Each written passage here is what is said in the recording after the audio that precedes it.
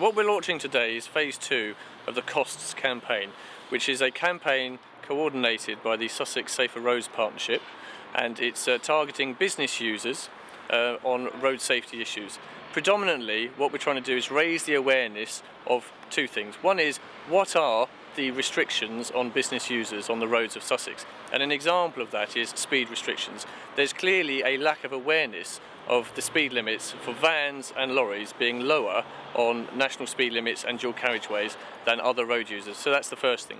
The second thing is we're targeting the fleet managers, the managers within these businesses, to raise the awareness of their responsibilities under recent legislation such as the Corporate Manslaughter Act. Because unless they have working practices and policies that explicitly show they're managing road safety at work, then they do render themselves liable to prosecution.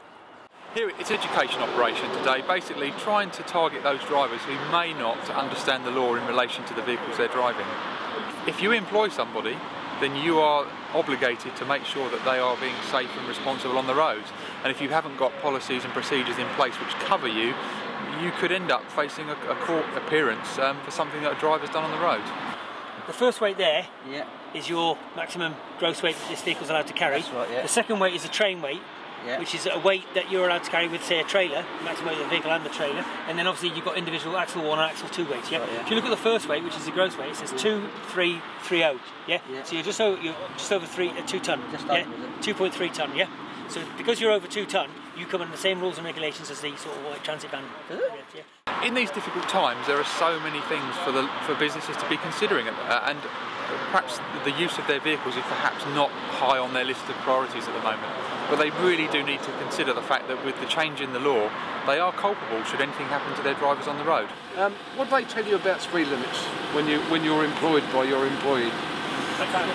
Okay, well this particular bit of road you've just come down, dual carriageway, what do you think the speed limit is for this vehicle? You think? Well done.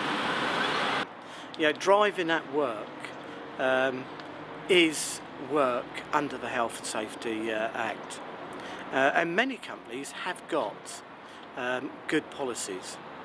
But of course there are smaller companies where they probably feel that they don't need to have such policies.